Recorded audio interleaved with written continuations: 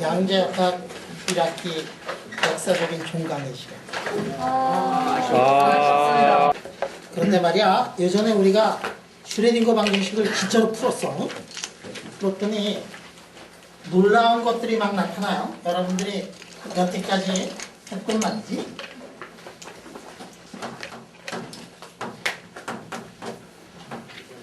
보통 퀀텀 넘버가 있어가지고 퀀텀 넘버가 있어서 n이 1일 때 앵귤라 모멘텀이 0이 되는 솔루션이 이렇게 나타났어요.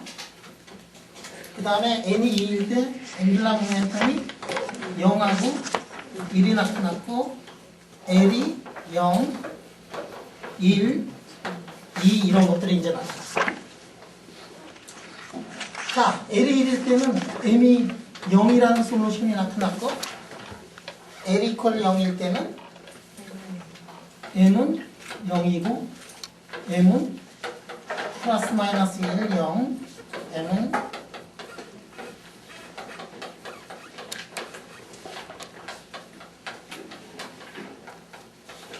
이런 솔루션이 이제 나타났단 말이에요. 그리고 이 솔루션을 구해보니까 진짜 기가 막힐 것들이 나와요. 이 솔루션을 구해보니까 어떻게 되느냐면 이거는 이렇게 돼가지고 솔루션이 이제 이런 아이소트로픽한 그런 솔루션이 이렇게 나왔어요.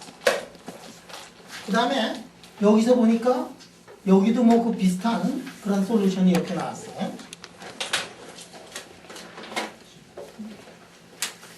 이 솔루션이 이제 S웨이브 솔루션이 이렇게 나왔고 그 다음에 이쪽에서 보니까 솔루션이 이제 세 가지 종류의 솔루션이 이렇게 나왔어요.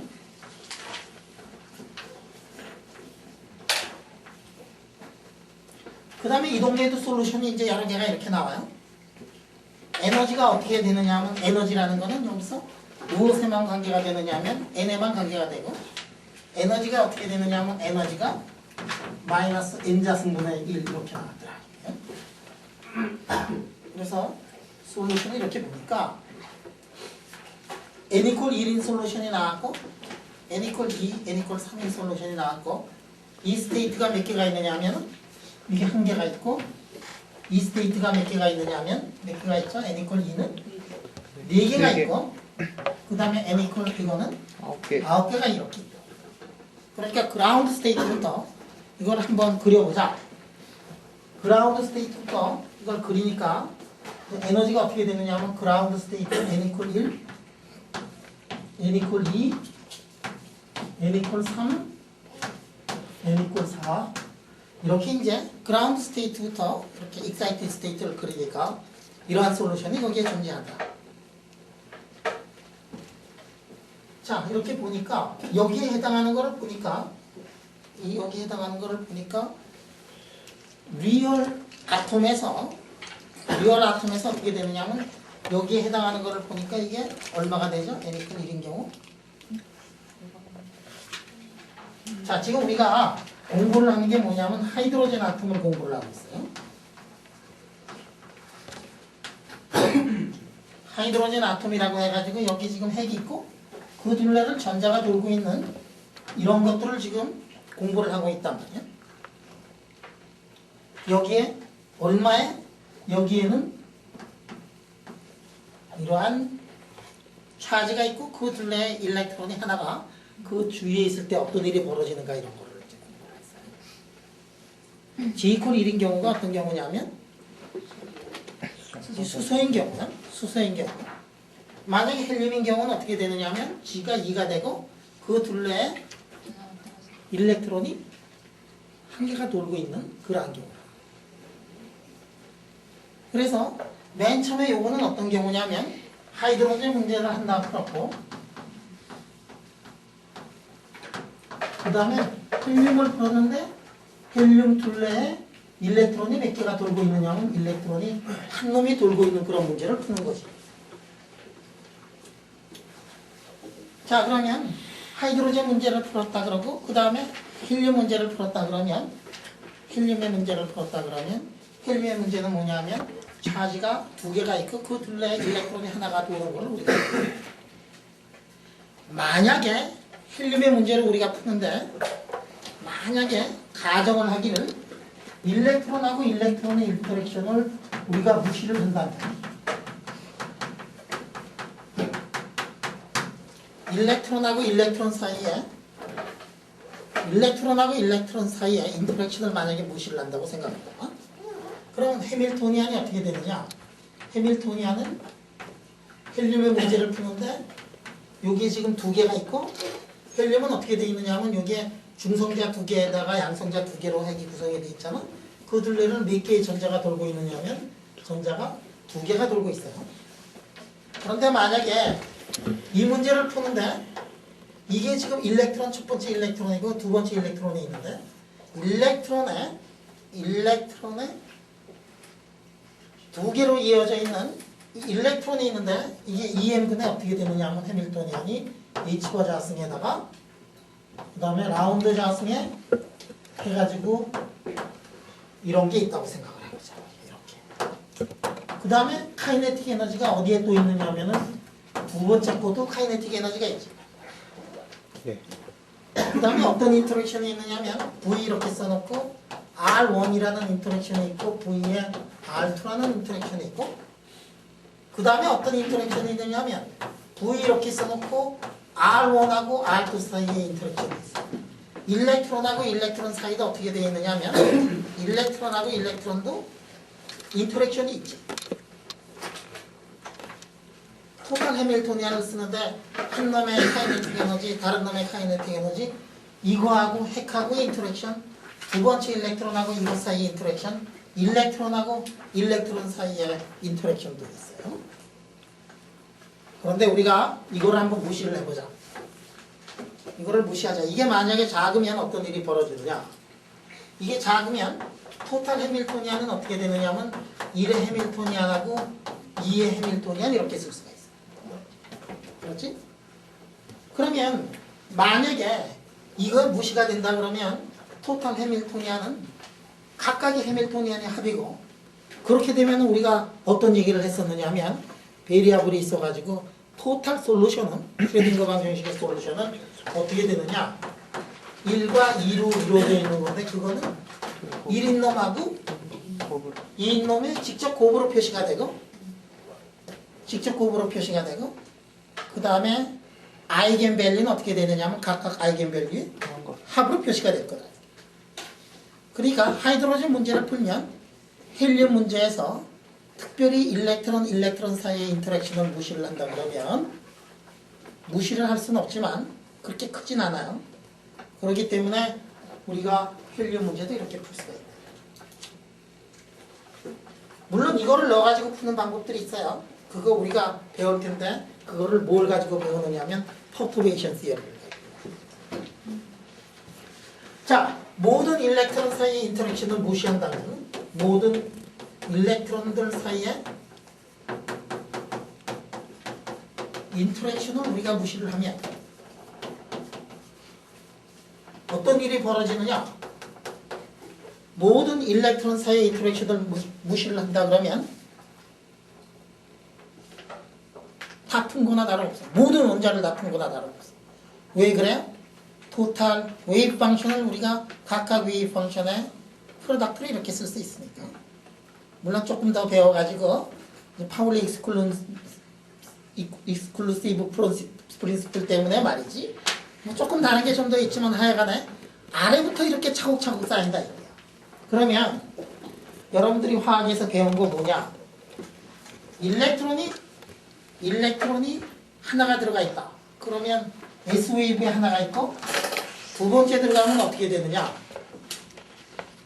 이쪽으로 들어가야 되는데 근데 화학에서는 이쪽으로 들어간다. 스핀을 이렇게 생각하고서 이렇게 넣잖아. 여기에는 몇 개가 들어가느냐 하면은 하나, 둘, 셋, 넷, 다섯, 여섯 개인가? 8개. 8개인가? 8개. 그 다음에 여기도 차고 여기도 차고 이렇게 찬단 말이야.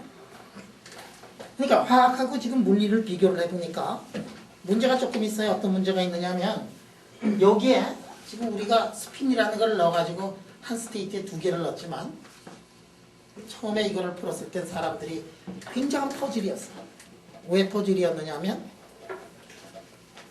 한 개밖에 안 들어가니까. 그래가지고 슈레딩거 방정식을 가지고서 하이드로젠 문제를 풀어가지고 에너지 레벨을 다 구하고 라이만 계열에서 나오는 거 뭐 다 이렇게 구한 다음에 그 모든 거를 진짜로 아름답게 다 푼 다음에 사람들이 한 문제를 풀면은 새로운 하나의 문제가 다시 생겨나가지고 그 문제가 뭐냐면 어떻게 한 스테이트에 두 개의 일렉트론이 들어가느냐. 그 들어가려면은 무엇의 법칙을 위배하느냐 하면 파울레이 익스클루전 프린시플을 이제 위배하는데 사실은 파울레이 익스클루전 프린시플은 슈레딩거 방정식을 푼 다음에 나왔어요. 파울레이 익스클루전 프린시플이 이게 프린시플 컨트롤 넘버가 어쩌고 저쩌고 이거 나오려면 파울레이 익스클루전 프린시플이 나왔나? 아니지. 응? 자, 그래가지고 슈레딩거 방정식 풀고 파울레이 익스클루전 프린시플 얘기를 하고 그러니까 이 다음에는 문제가 되는 게 뭐냐면은 피리어딕 테이블, 맨델레프 테이블을 그리려니까 거기서 이제 문제가 생겨나기 시작해. 요거 그대로 이렇게 쫓아가면 맨델레프의 테이블 그거를 우리가 아주 간단하게 그려낼 수가 있어요. 왜냐하면은 이런 것들을 가지고서 우리가 쭉 다 해보면 예를 들어서 리얼 아톰에서는 n 이퀄 1이 모든 게 똑같고 n 이퀄 2가 모든 게 똑같고 3이 모든 게 똑같고 4가 모든 게 똑같고 그렇진 않아요. 그래서 여러분들이 고등학교 때 배울 때 1S 써놓고 2S, 2P, 3S, 3P, 3D, 4S, 3P, 4D, F 이렇게 쓰잖아. 이렇게 쓰고 말이지. 이렇게 쓰고서 1S 다음에 에너지 레벨은 2S고 2P, 3S 이렇게 이런 거 있지, 그지? 네. 그래서 1S하고 그 다음에 2S고 2P고 3S고 3P고 3D고 4P고 5S고 4D고 이렇게 나오지. 야, 그럴 때 웃기는 거 아니야. 왜 2S하고 2P가 에너지가 똑같다고 그랬는데 왜 하나를 밑에 하고 하나를 위에다 하지?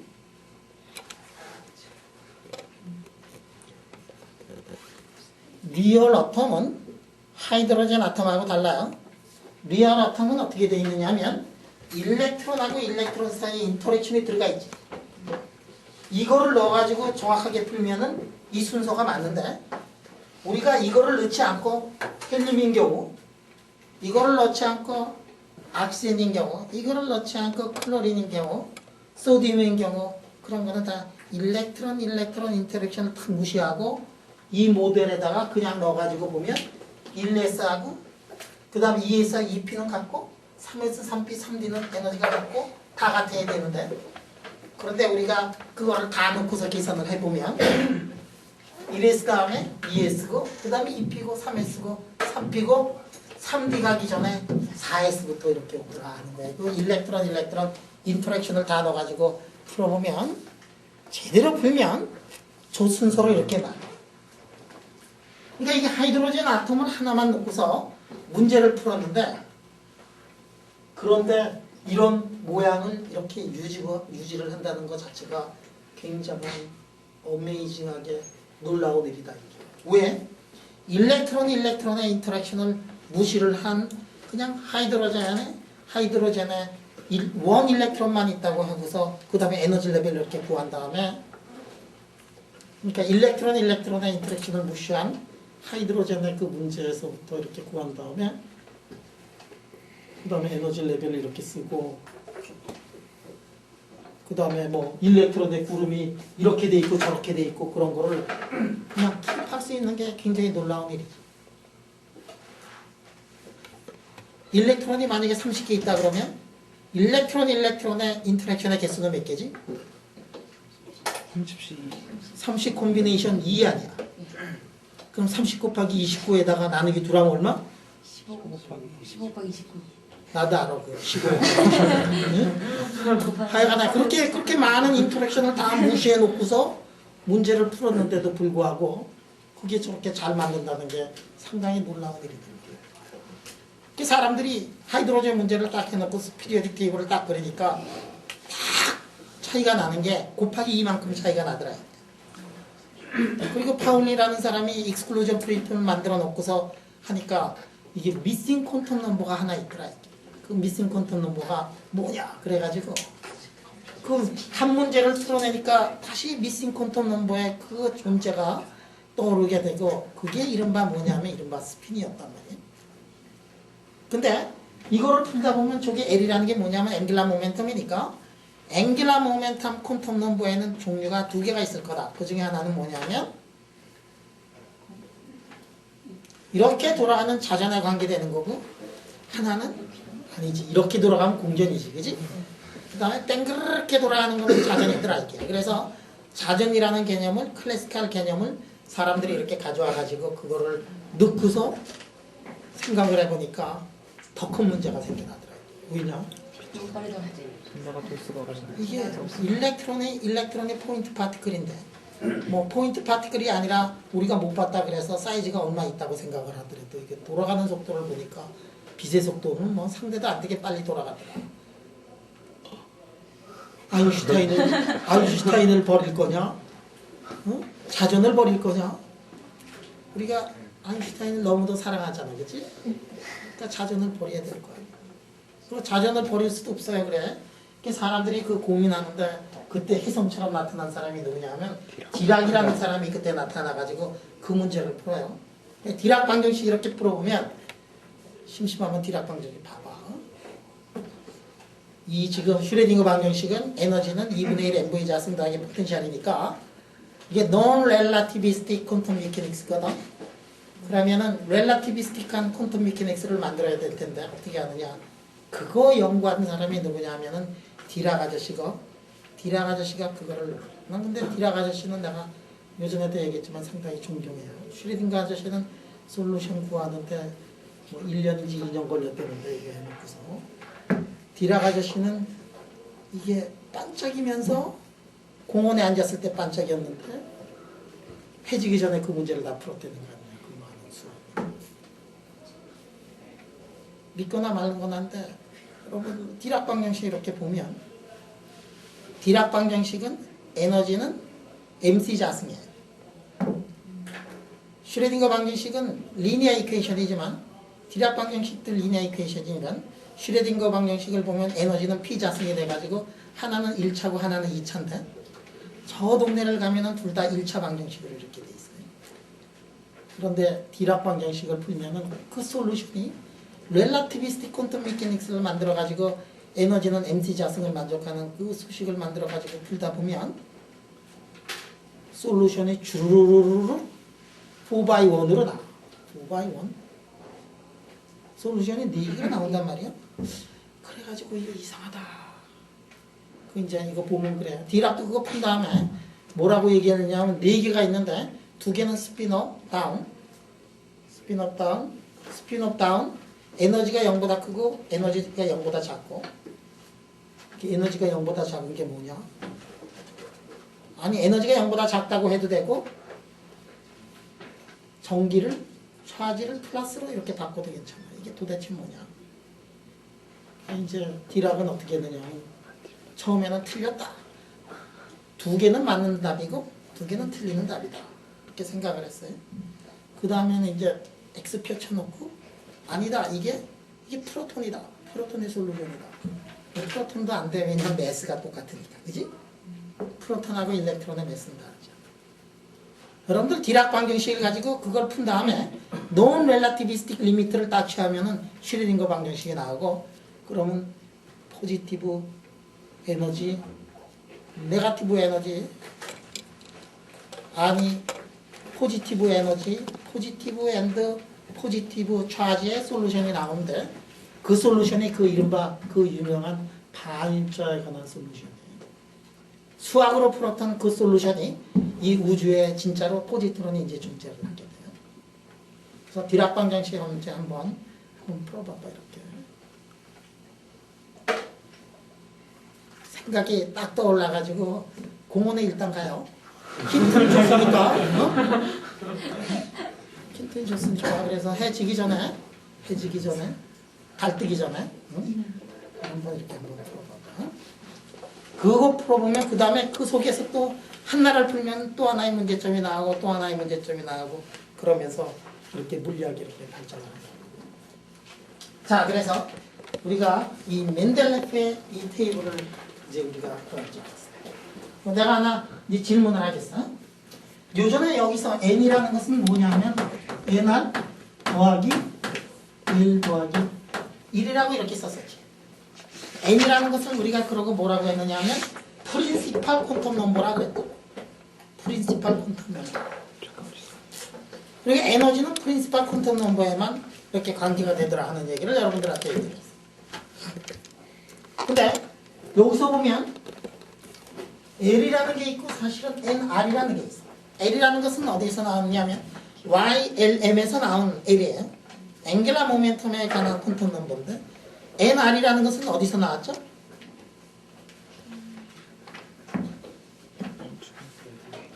NR이라는 것은 어디서 나왔느냐 하면 이건 레디알 퀀텀 넘버야. 레디알에 관계되는 퀀텀 넘버야.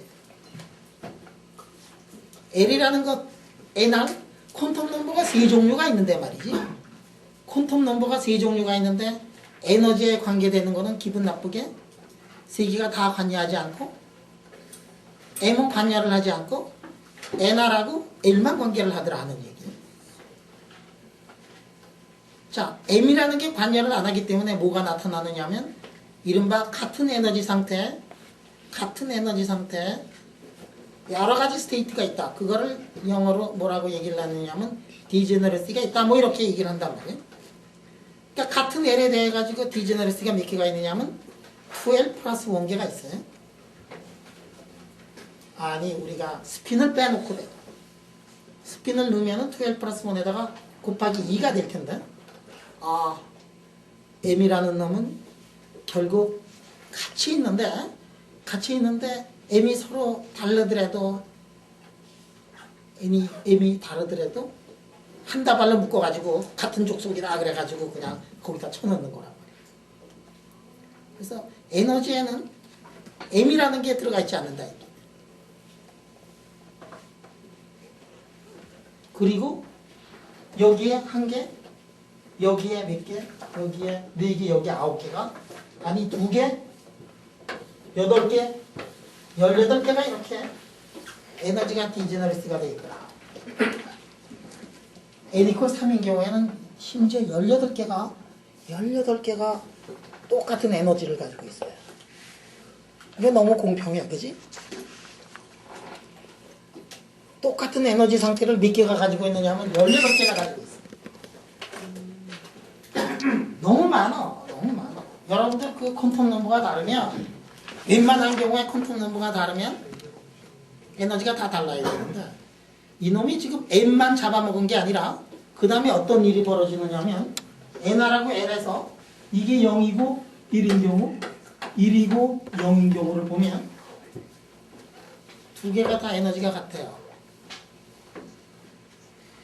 퀀텀 넘버가 레디알에 관계되는 퀀텀 넘버하고 L에 관계되는 퀀텀 넘버가 있는데 두 개가 서로 다르면 뭔가가 다를 것 같은데 물론 웨이브 펑션 자체는 다르지만 에너지를 보면 0, 1이거나 1, 0이거나 똑같아요. 2, 0이거나 1, 1이거나 0이거나 똑같아요. 그런 거기 때문에 어떻게 되느냐 하면 이렇게 디제너러시가 크다 이거예요. 이런 거를 내가 붙인 얘기인데 이거를 내가 뭐라고 용어를 붙였냐면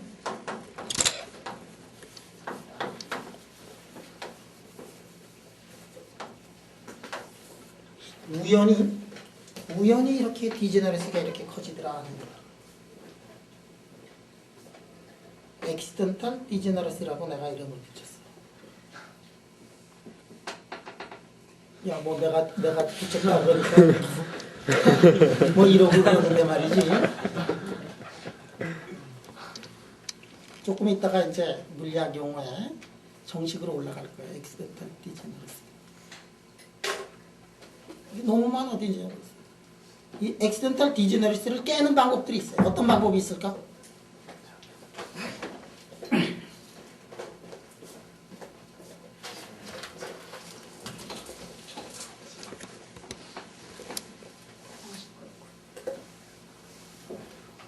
여기다가 말이야. 여기다가 지금 이렇게 지금 여러 스테이트가 있는데 D 스테이트를 보면은 업 다운, 업 다운, 업 다운, 업 다운, 업 다운 이런 것이 있더라. 이거 지금 에너지가 똑같은데 이 에너지를 이게 깨버리는 수가 있어요. 어떤 거를 하면 에너지가 깨버리느냐면 마그네틱 필드를 가하면 마그네틱 필드를 가하면 이게 시프트가 되기 시작해요. 한 놈은 한쪽으로 다른 놈은 에너지가 낮고 어떨 때는 에너지가 높고 이래가지고 쭉 깨지기 시작합니다. 이거 맨 처음에 알아낸 사람이 누구지? 지만 이펙트예요. 지만 이펙트에 의하면은 이놈이 이렇게 해가지고 이렇게 깨진 다음에 이 스테이트가 간격이 이렇게 똑같아져야 되는데 그래가지고 간격이 똑같은 거를 알았는데 그 다음에 잠시 후에 보니까 간격이 똑같지 않은 놈도 이렇게 나오더라. 이게 간격이 이렇게 다른 놈들도 나오더라. 이게 지만 아저씨 이펙트, 이상한 지만 아저씨. 비상사. 이상한 영어로 뭐해? 아노말러스. 지만 이펙트. 다 노벨상이가 탄 거야. 아 그때 참 좋았어, 그지? 저기다 그냥 마그네틱 필드 조금 걸어준 다음에 찢어지는 것만 보면 말이지 상 주고 그러던 그 낙원 같은 시절이 있었어. 그 선배들이 다 받은 다음에 지금은 그냥 엄청나게 어려운 것들 말이지 그런 거 가지고 있죠. 나도 불행했지만 여러분 불행한 시대, 그지? 근데 아직도 그 쉬운 것들이 바닥에 엄청나게 많이 깔려 있으니까 절대로 걱정하지 말아요. 지금도 아차아차하는 것들 가지고서 그냥 가을만 되면 가슴이 쓰린 사람들이 많아요. 자, 이렇게 에너말러스 지만 이펙트가 있고 그 다음에 다른 방법들이 있어. 우리가 저거를 엑스터탈 디제너러시를 우리가 깨는 방법 중에 하나가 만약에 포텐셜을 말이야. 내가 포텐셜을 이런 포텐셜을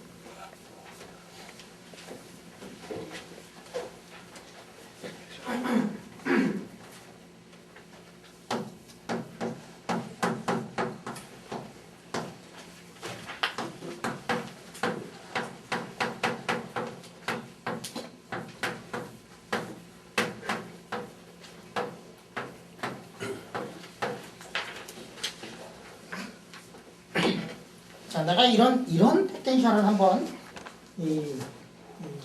어떤 시스템에다가 줬다고 생각을 했죠. 지금 우리가 풀었던 문제의 포텐셜은 어떤 포텐셜이냐면 쿨럼 포텐셜을 가지고 문제를 풀었잖아, 그지? 그런데 이 쿨럼 포텐셜에다가 그 다음에 쥐꼬리만큼 이런 포텐셜을 한번 넣어주죠. 이 포텐셜은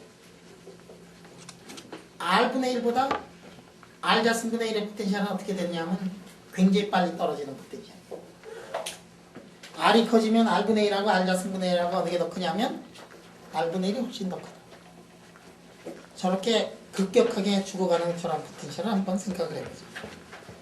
여러분들 포텐셜 중에서 가장 롱 레인지 포텐셜이 지금까지 알려져 있는 게 뭐냐면 이런 R분의 1 포텐셜이야. 근데 아까 얘기할 때 아까 강연에서 스트링 시어리를 할 때는 다른 포텐셜이 하나 있었어요. 그죠? 포텐셜이 R이 커지면 점점 커지는 그런 포텐셜이 있어가지고 자, 지금 포텐셜이 이런 포텐셜이 있다고 생각을 해보죠. 동의 알겠습니다. H자승, G자승. 굉장히 빨리 떨어지는 포텐셜이고 이거보다 더 빨리 떨어지는 포텐셜 어떤 포텐셜이 있는지 알죠? 유가 포텐셜 같은 것들은 R분의 익스포넨셜로 떨어지기 때문에 R분의 1도 빨리 떨어지고 익스포넨셜도 빨리 떨어져가지고 엄청나게 빨리 떨어지는 그런 포텐셜이에요. 여하튼 간에 이런 포텐셜이 있다고 생각을 해요. 이 문제를 넣고서 슈레딩거 방정식을 풀어봐라. 그럼 이제 처음부터 푸는 그런 사람들이 있는가 하면 처음부터 풀지 않고 마지막부터 푸는 사람이 있어. 이거 딱 놓고서 슈레딩거 방정식 이렇게 딱 써가지고 문제를 풀면은 결국 레디알 파트는 어떻게 될까? 레디알 파트는 스페리컬한 파트, 앵귤라 파트는 답이 똑같지. 다 YLM으로 답이 똑같을 거예요. 그러면 레디알 파트가 어떻게 되느냐? 레디알 파트가 L 플러스 1이 들어가는 그 자리에 뭐가 들어가느냐 하면 L 플러스 1이 들어가는 자리에다가 요만큼이 거기도 R 자승분의 1 이렇게 돼 있죠. R 자승분의 1 써놓고 L 플러스 1에 H바 자승 이렇게 돼 있지.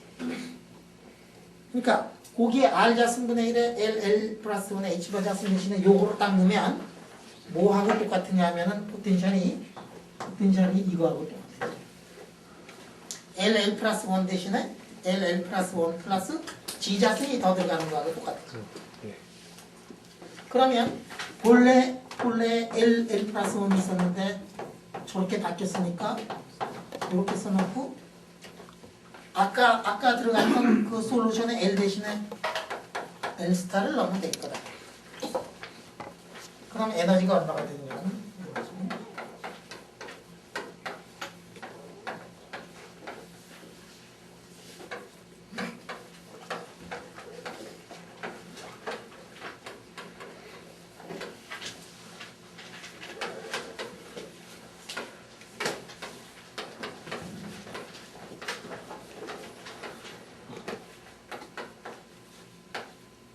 이렇게 되더라. 응?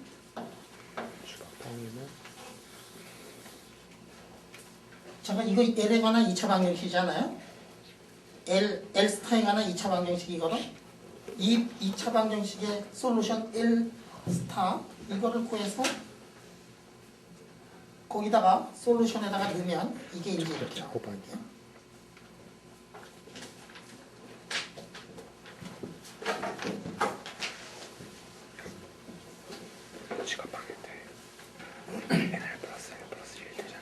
자 이거를 보면 왜 n분의 1이 이거를 보면 이제 확실해. 어? 우리가 뭐를 구했느냐면 조금 전까지는 말이야. 제곱이 교수님 저 전 분모에 제곱이 있어야 되지 않아요? 제곱 제곱에 비례해야 아 분모에 n 자승에 비례하니까 네. 그러네. 이게 자승이 되지? 지훈이가 무슨 장독가 그런가? 한 건수 했네. 저기 시간인데.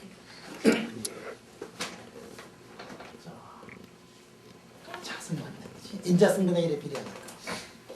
우리가 풀었던 거는 뭐를 풀었지? G 이퀄 제로인 경우를 풀었죠.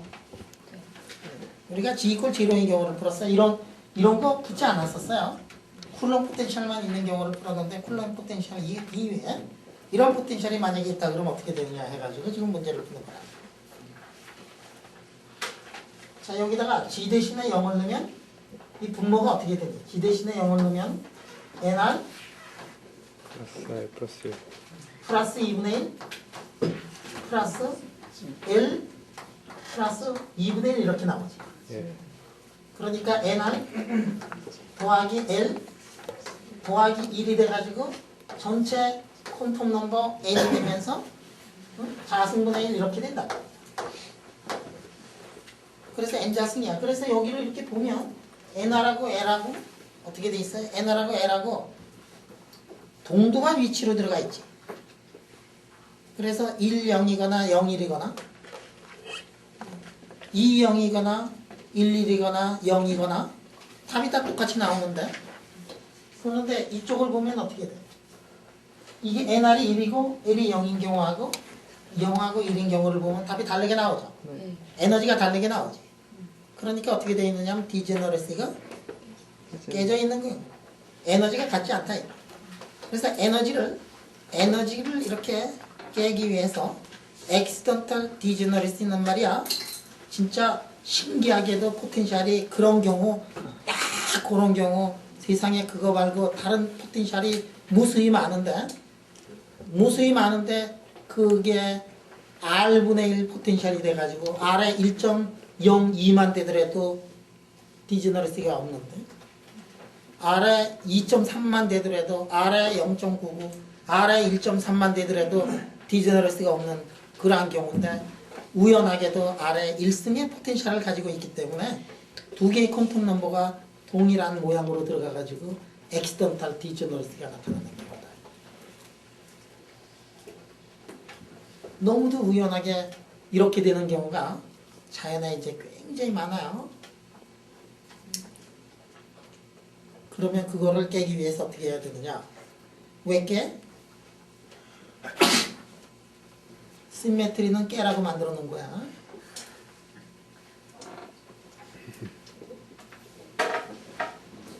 시메트리를 깨려면 어떻게 하면 되느냐? 아까 12 플러스 1의 디제너러스가 있는 경우 모든 것이 다 똑같은 그 시메트리를 깨려면 어떻게 하면 된다? 마그네틱 필드를 걸어주면 된다. 만약에 NR과 L 사이에 있는 그 시메트리를 깨려면 어떻게 하면 된다? 이런 포텐셜을 걸어주면 된다.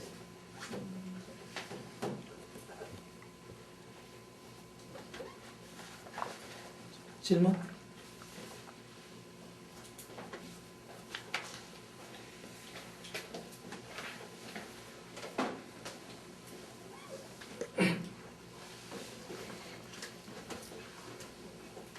지금 G가 뭐예요? 응? G요. G? 예. 뭐냐? 그냥 내 상상의 날개에서 만들어낸 포텐셜이지. 내가 만든 게 아니라 가시오로비치가 만들어 놓은데 교과서에다 그렇게 써놨는데 그냥 베껴왔어. 그렇지만 여러분들이 말이야, 여러분들이 지금 생각하고 있는 게, 이 포텐셜은 R분의 1 포텐셜만 있다고 이렇게 생각하고 있는데 그거는 큰 오산이야. 포인트 차지에서 나온 게 R분의 1이고 그 다음에 차지 디스트리뷰션이라든지 이런 리얼 메터리얼로 들어가면 포텐셜의 모양들이 엄청나게 이제 바뀌게 됩니다. 리얼 월드에 들어가면 저거보다도 더 복잡한 포텐셜들이 그냥 무수히 이렇게 나온다. 근데 이제 그런 포텐셜들을 좀 더 간단하게 위해 가지고 우리가 뭐를 정의하느냐면 다이폴 모멘트, 코드라폴 모멘트, 옥타폴 모멘트를 정의를 해가지고 그래가지고 또 다시 그룹을 지을 수가 있어요.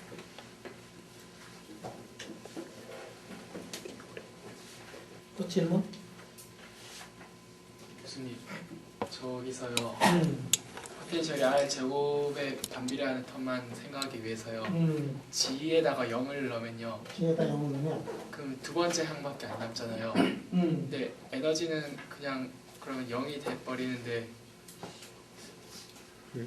무슨 말이야? 가지가 아주 멋있는 맞네. 이 정도로 이게 상상의 나래를 펴자 이거. 응? 지금 이런 세상에서 우리가 살고 싶다 이거지. 어떤 세상이냐면 여기 지금 핵이 있는데 핵은 말짱빵이야. 핵에 차지가 없어요. 프로톤이 없는 그런 세계에서 한번 살아보자. 응? 그러니까 이게 G 이퀄 제로가 되는 그러한 포텐셜 앞에 거는 제로. 아니야? 근데 요것만 있는 그런 세상에서 한번 살아보자.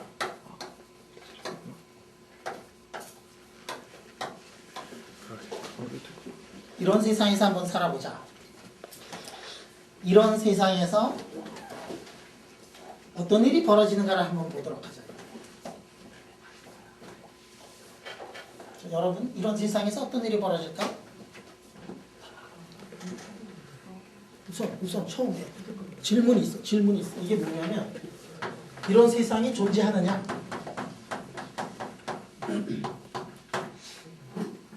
이런 세상이 존재하느냐? 아니, 이게 말이야. 핵을 들여다보니까 양성자가 없는 거야. 핵을 들여다보니까 우리가 지금 핵을 보면은 양성자 있고 G만큼 있고 중성자 있고 그 둘레를 일렉트론들이 그냥 수도 없는 일렉트론들이 돌아다니는 그러한 원자의 세계에 우리가 살고 있는데 질문이 뭐냐면 여기에 지금 양성자가 없는 그러한 세상이 과연 존재할까? 본 적 없죠? 네. 근데 물리학자들은 이러한 세계를 지금 생각하고 있어요. 우리가 이 차지가 뭐냐? 차지가 얼마지? 1.6 곱하기 12 마이너스 19승이 꿀렁이요. 차지가 그러기 때문에 알파가 얼마가 나오죠? HC를 이렇게 되는 건데 이게 137분의 1이에요. 알파가 말이야 137분의 1이기 때문에 우리가 참 편안한 세상에 살고 있어요. 왜 그러느냐? 알파가 130분의 7분의 1밖에 안 되기 때문에 슈레딩거 방정식의 솔루션을 구하기 굉장히 쉬워.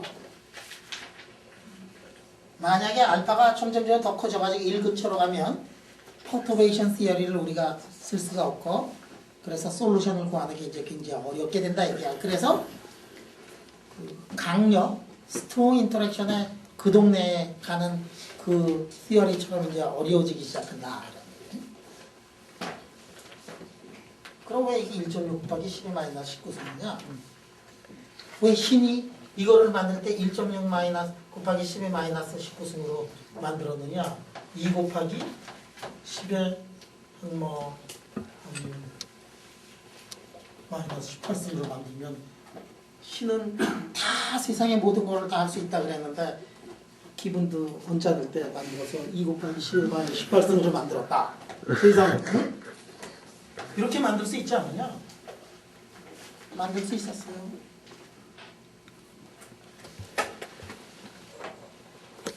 왜냐하면 조물주는 우주를 만들 때 초이스가 있었어요.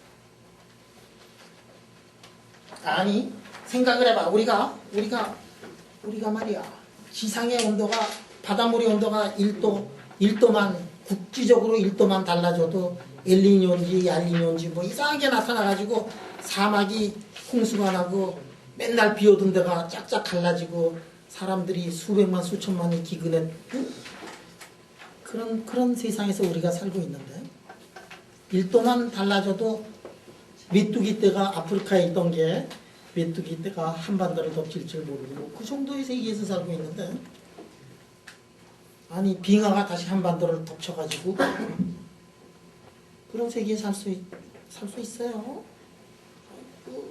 요새 맨날 얘기하는 게 그거 아니야. 한반도가 뜨거워져가지고 나무가 달라지고 곤충이 달라지고 그런다 그러잖아. 근데 이상하게 포항만 굉장히 추워요 요새. 좋아요. 그런데 말이야 이거를 차지를 조금 변화시켜도 세상이 엄청나게 달라지고 그런데 차지가 만약에 좀 더 컸으면 지금 어떤 일이 벌어지느냐 하고 하면은 그 물리학자들이 파티클 피직스 하는 우주로 나는 아저씨들 얘기가 일렉트론의 차지가 좀 더 컸으면 일렉트론은 세상에 존재하지 않고 일렉트론하고 프로톤이 서로 잡아다녀가지고 핵이 무엇으로만 구성이 되어 있느냐면 뉴트론으로만 구성이 될 수 있을 거다. 아 그럼 뭐 메뚜기 떼고 이런 거 생각할 필요도 없이 우선 물이 없잖아 물이. 전혀 다른 그러한 우주가 이 세상에 태어났을 거다. 여러분들이 우리가 살고 있는 이 파라메타 스페이스는 너무도 그 네로의 그 파라메타 스페이스에서 우리가 살고 있어요. 조금만 변화하더라도 인류도 없고 완전히 다른 우리가 상상할 수 없는 그러한 세계가 눈앞에 이제 펼쳐졌어야 되는데 우리가 살고 있는 그 파라메타 스페이스는 너무도 작은 그러한 파라메타 스페이스에 있었어요. 중력 가속도, 그래비테이셔널 만류인력 콘스탄트, 이 알파값, 플랑크 콘스탄트가 좀 더 컸으면 말이야. 내가 이렇게 크지만 원자보다 크다는 얘기야. 응? 원자보다 이렇게 크지만 내가 이렇게 걸어갈 때 이 완전히 웨이브로 그냥 보기에도 웨이브로 이렇게 보일 수 있는 그러한 세계에 여러분들이 살 수가 있었는데 여러분들이 살고 있는 이 세계는 그 네로 파라메터 스페이스에 있었어요. 근데 몰라요. 아직 모르는 게 뭐냐면 우주가 만들어질 때 어떻게 만들어졌느냐. 우주가 만들어질 때 하나의 점에서 우주가 만들어질 때 때 뭐가 엄청나게 컸느냐면은 플락추에이션이 엄청나게 컸었어요. 플락추에이션이 엄청나게 컸어. 요동이 컸어. 평균으로 가는 게 아니라 평균에서부터 벗어난 그런 것들이 굉장히 컸가지고 만약에 플락추에이션이 없는 그러한 세계에서 빅뱅이 딱 일어났다면 어떤 일이 벌어졌느냐 하면 우주는 지금같이 생기질 않고 메밀묵처럼 생겼을 거예요.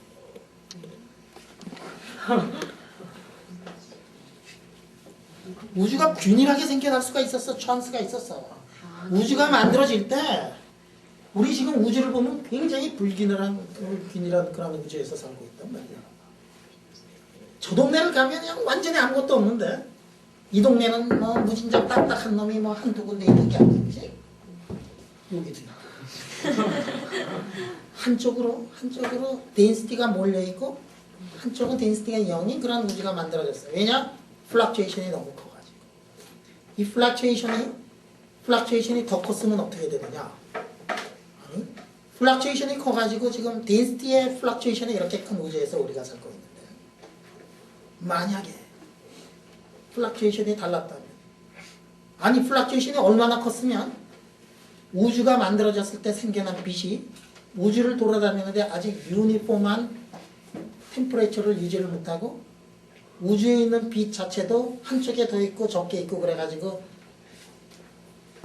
템퍼레처의 플락추에이션에 있는 거 그거 알아내는 게 뭐냐면 코뷰 이성에서 이게 찍어가지고 우주의 온도를 재보니까 템퍼레처의 플락추에이션이 있는데 그게 왜 그랬느냐 하면 우주가 만들어졌을 때 생겨난 그 빛이 아직도 우주를 떠돌아다니고 있는데 아직도 이퀄리브리움을 찾지 못해가지고 이 플락추에이션 하고 있는 그거를 우리가 보면 플락추에이션의 우주 탄생 때 그 요동이 얼마나 컸는가 그 요동 이론이 이 맞는 거를 우리가 알아낼 수 있어요. 우주가 태어날 때 어떻게 태어났느냐? 우주가 태어날 때 쭉 있지만 그 중에 한순간에 빛도 나타났고 빛이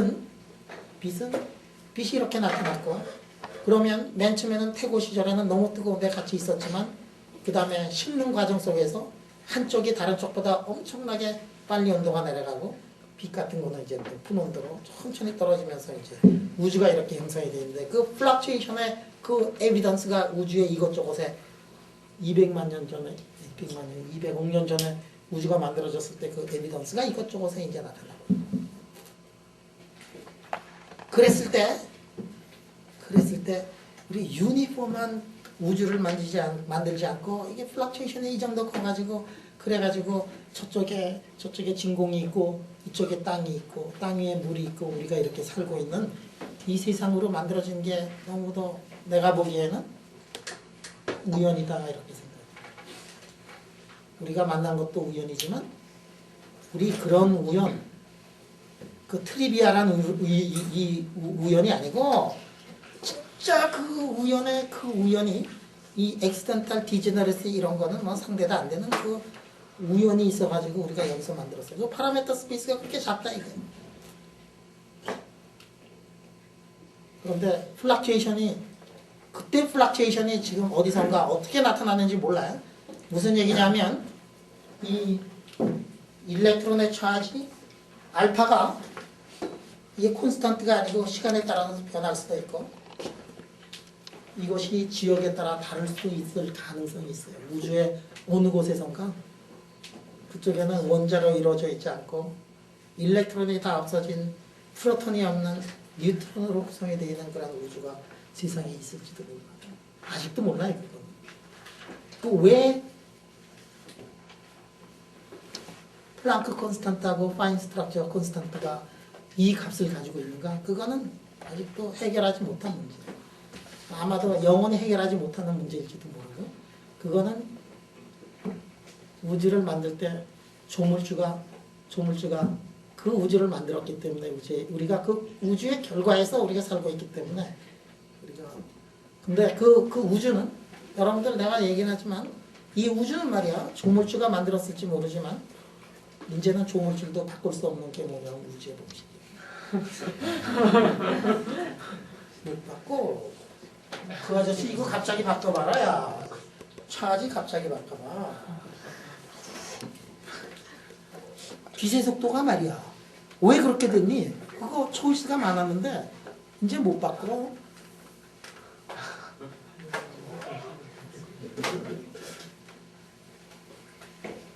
아, 그 질문이 뭐냐면 그래서 이게 G 이퀄 제로다 세상에. 프로톤이 없고 말이지. G 이퀄 제로인 그러한 세상에서 살고 있다. 근데 일렉트론은 있다. 어? 일렉트론은 있는데 이런 일렉트론이 어떻게 있느냐면 여기에 이렇게 돌고 있는데 이놈이 포텐셜이 말이야. R분의 1이 아니라 R-분의 1로 들어가면 그러면 이 우주에서는 아이겐 밸류, 아이겐 펑션 이 우주는 어떻게 형성이 될 건가 하는 게 지금 질문이에요. 적어도 이 해밀토니 안에서 이 문제는 쉽게 풀어. 무진장 쉬운 문제. 왜 그래? 포텐셜이 R만의 함수 아니야. 그러면 앵귤라 디펜던스 우리가 금방 구했지 벌써. 다 구해놨지. 그 다음에 어디로 가요? 레디얼 파트로 가야 되지. 레디얼 파트를 포텐셜 대신에 요거를 넣고 포텐셜 대신에 요거를 넣고 그 다음에 뚜뚜뚜뚜뚜뚜 어디로 가요?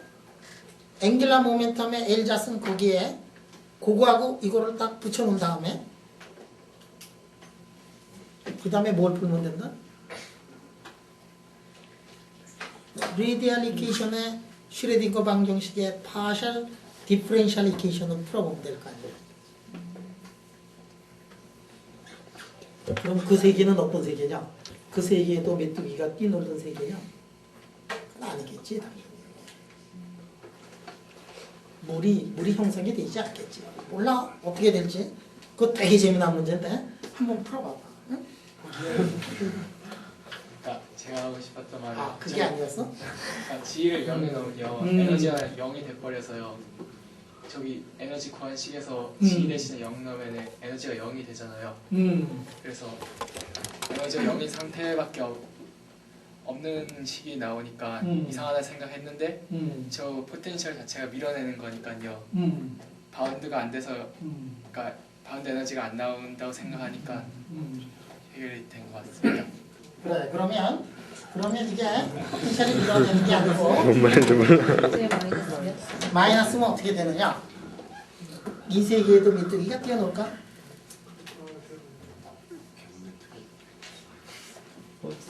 우리가 상상할 수 있어요. 우리가 내가 말이야 조물주여가지고 나한테 고난을 다 줬으면 기분도 그렇지 않은데 그냥 플럭츄에이션을 더 크게 하고 그냥 프로톤 없애버리고 인터랙션을 저렇게 마이너스 R자승분의 G자승으로 만들어가지고 세상을 이렇게 크리에이션하고 이게 뭐 보니까 인간들이 똑똑해가지고 그 어렵게 우주를 만들어냈는데 지금 뭐 통일장애라고 막 풀고 있는데 세상 조금 더 비꼬아가지고 그렇게 만들었을 거예요. 자, 하여간에 한 학기 동안 수고했고 시험 문제는 뭐 쉬울지 어려울지 잘 모르겠어요. 왜냐하면 내가 그냥 이렇게 어제 아침에 교사 아파트에서 교사 아파트에서 학교로 오면서 20몇 분 동안 이렇게 생각하다가 문제를 다 만들어냈는데 그래서 세 문제는 한 번도 뭐 안 본 거거나 그렇게 몰라요. 한 번도 안 여러분들 뭐 공부 열심히 하고 그 다음에 점수는 항상 학점은 잘 쓰니까 걱정하지 말고. 와.